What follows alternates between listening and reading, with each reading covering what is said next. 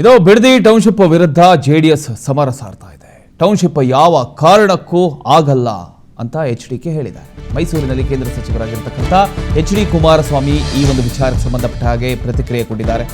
ರಾಜ್ಯ ಸರ್ಕಾರ ದುಡ್ಡು ಹೊಡೆಯೋಕೆ ಮುಂದಾಗಿದೆ. ರೈತರು ಭದ್ರವಾಗಿದ್ರೆ ಬಿಡದಿ ಟೌನ್ಶಿಪ್ ಆಗೋದಿಲ್ಲ. ಭ್ರಷ್ಟ ಸರ್ಕಾರಕ್ಕೆ ತಿರುಗೇಟು ನೀಡೋದಕ್ಕೆ ನಮ್ಮ ಶಾಸಕರು ಸಿದ್ಧರಿದ್ದಾರೆ. ಮೈಸೂರಿನಲ್ಲಿ ಈ ರೀತಿಯ ಒಂದು ಹೇಳಿಕೆಯನ್ನ ಕೇಂದ್ರ ಸಚಿವರಾಗಿರತಕ್ಕಂಥ ಎಚ್.ಡಿ. ಕುಮಾರಸ್ವಾಮಿ ಅವರು ಕೊಟ್ಟಿದ್ದಾರೆ. ಬಿಡದಿ ಟೌನ್ಶಿಪ್ ವಿಚಾರದಲ್ಲಿ ಜೆಡಿಎಸ್ ಸಮರ ಮತ್ತಷ್ಟು ತೀವ್ರಗೊಂಡಿದೆ ಅಂತಾನೆ ಹೇಳಬಹುದು.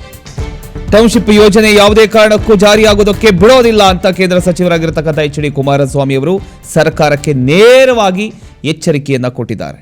ಮೈಸೂರಿನಲ್ಲಿ ಅವರು ಇವತ್ತು ಮಾತನಾಡಿದಂಥ ಸಂದರ್ಭದಲ್ಲಿ ರಾಜ್ಯ ಸರ್ಕಾರ ದುಡ್ಡು ಹೊಡೆಯೋದಕ್ಕೆ ಮುಂದಾಗಿದೆ ಅಂತ ಗಂಭೀರ ಆರೋಪ ಮಾಡಿದ್ದಾರೆ.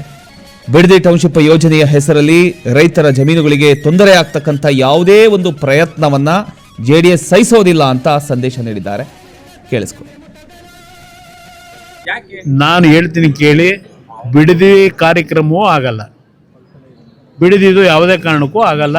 ಇದು ಸುಮ್ಮನೆ ದುಡ್ಡು ಹೊಡೆಯೋದಕ್ಕೆ ಯಾರನ್ನ ಕರ್ಕೊಂಬಂದು ತೋರಿಸ್ಕೊಂಡು ಕಮಿಷನ್ ತಗೊಂಡು ಖಾಲಿ ಮಾಡ್ತಾರೆ ಅಷ್ಟೇ. ಏನೂ ಆಗೋದಿಲ್ಲ. ರೈತರು ಅಲ್ಲಿ ಭಾಳ ಬಿಗಿಯಾಗವ್ರೆ. ನಮಗಿಂತ ಹೆಚ್ಚಾಗಿ ಆ ಭಾಗದ ಹೆಣ್ಣು ಮಕ್ಕಳು ಇದಾರಲ್ಲ, ರೈತ ಕುಟುಂಬದ ಹೆಣ್ಣು ಮಕ್ಕಳು, ಅವ್ರ ಹೋರಾಟ ನೀವೇ ನೋಡ್ತಾ ಇದ್ದೀರಿ.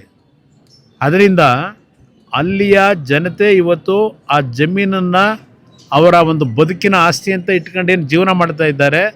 ಬಹುಶಃ ಅಲ್ಲಿ ಯಾರೂ ಬಿಟ್ಕೊಡ್ಲಿಕ್ಕೆ ತಯಾರಾಗಿಲ್ಲ. ಈಗಿನ ಸದನದಲ್ಲೇ ಈ ವಿಷಯಗಳನ್ನೆಲ್ಲ ಸುದೀರ್ಘವಾಗಿ ಚರ್ಚೆ ಮಾಡ್ತಕ್ಕಂಥದ್ದಕ್ಕೆ ನಮ್ಮ ಶಾಸಕರುಗಳು ತಯಾರಾಗಿದ್ದಾರೆ.